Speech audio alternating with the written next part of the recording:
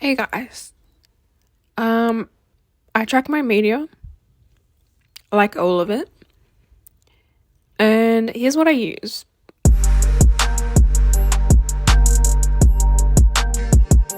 Now, for some reason, I was cursed with a really bad memory, and I will forget everything that I've ever consumed if it's not written down somewhere. And I'm really scared if the internet ever goes down or any of these websites go down. I'm never gonna know what I read or watched or did.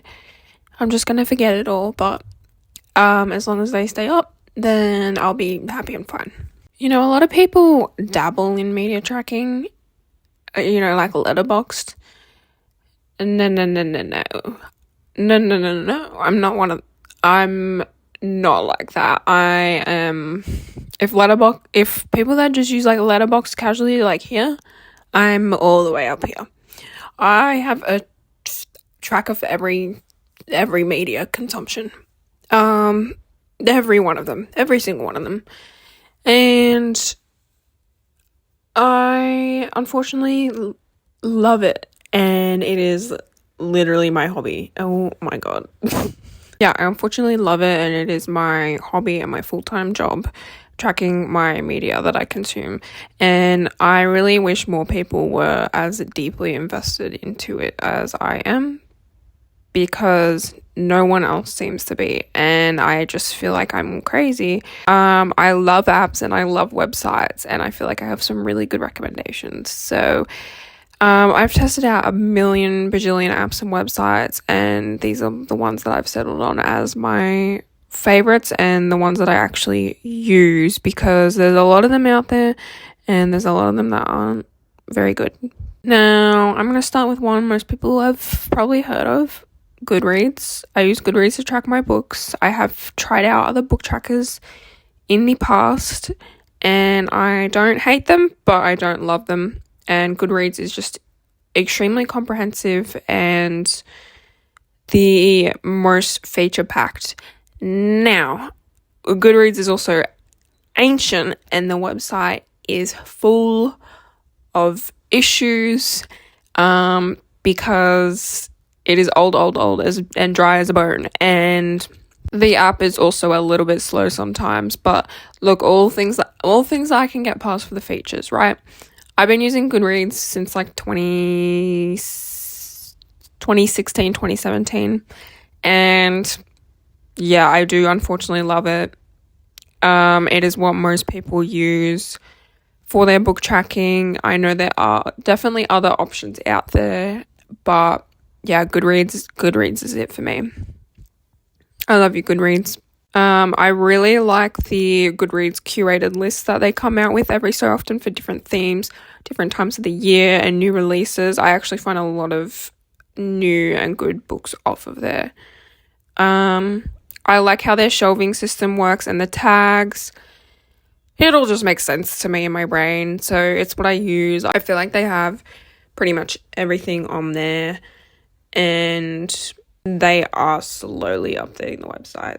So maybe one day we will have a modern good website, but for the moment it's very next, for music tracking, I just use Spotify, and I have that connected to a Last.fm account, which is completely free, and I used exclusively Last.fm for quite a while. Definitely a little bit of a degenerate fan base, but I love going in and reading the comments on there from people who have no life. I find it very entertaining. Some of the features I really like on here is that you can also track your concerts that you're attending.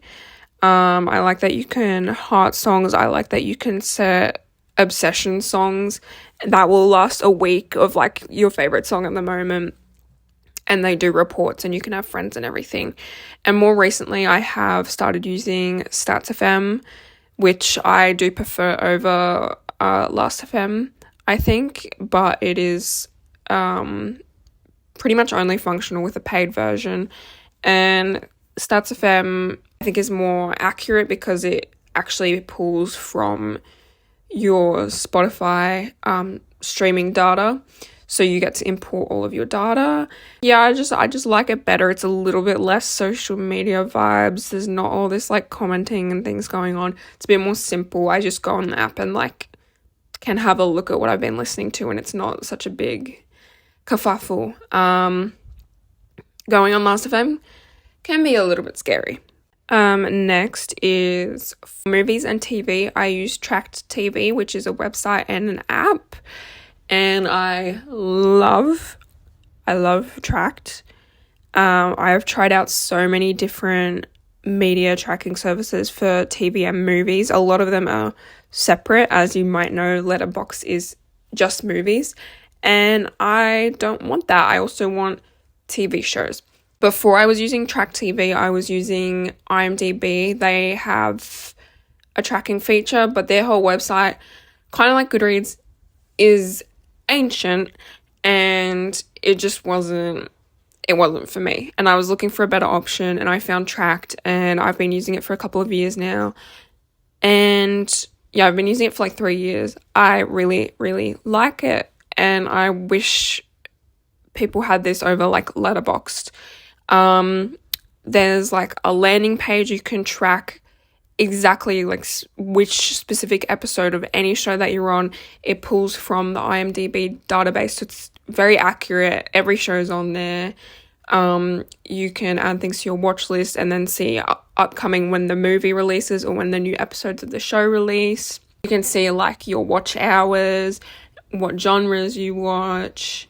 You can set favorites, you can rate things. It's like Letterboxd, but I'd say more features for free, and you can also add TV shows. The website's great, the app's great, they're always updating it. I just have the free version. There is a VIP version, but like you won't catch me buying a VIP version. Now, accompanying that, I do also use Letterboxd, which is just for movies, and I do like Letterboxd, and I wish I liked it more, but it's just not as feature rich to me, and I really just want that like TV show tracking as well.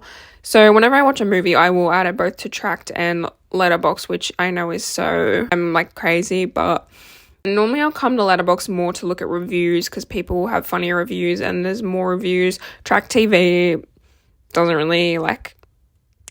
Some of the people in the reviews are just like freaks. There are some things about just the Letterboxd UI that I kind of like better, but overall Tracked is definitely what I prefer. And lastly is a video games tracker, and I've tried out quite a few different ones for this. I'm just like a little picky about the websites and apps that I'm using, and I settled on gg, which is gg.app.io, I believe, or gg.app.io for desktop, and there's also the accompanying app, and I really like it compared to some of the other ones. It's kind of the perfect in between like middle ground for me. It reminds me a lot of like, it's like the Letterboxd for gaming. It is a little bit slow and everything, and I think there's only one developer that works on it, but I honestly would much rather like support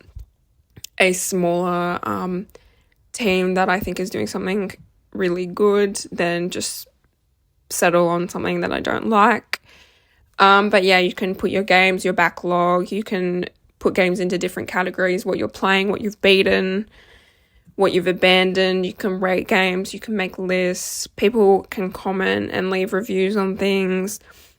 I really like it, and they have like every game on there because it pulls from, I can't remember which database, but it pulls from a database, so everything's on there. Yeah, I really like it. It's not something I use as often because I don't get through games super quickly, or as frequently as I would like to, but I do really like it. Thank y'all so much for watching. This is such a nerdy little video, but I wish someone else had made this video for me a couple years ago when I was trying to perfect all of the apps and shit that I was using, because the amount of trial and error that my little suite of programs took was insane. These ones I would highly recommend, as I've tried out so many other bits and bobs and had not nearly as much luck or liked them as much or had the right features. Also, I like that these are all like pretty much free, and yeah, there's no subscriptions, no paywalls. Pretty much like every feature you can just use and there's not an issue with it, because I'm really sick of subscription models. Please let me know in the comments below what you use, because I would still love suggestions. I don't think this is like the perfect setup, but I do really like it. I'm just curious what other people use, and I love apps, I love websites, so I'm always down to try out something new. Thank you so much for watching. Bye.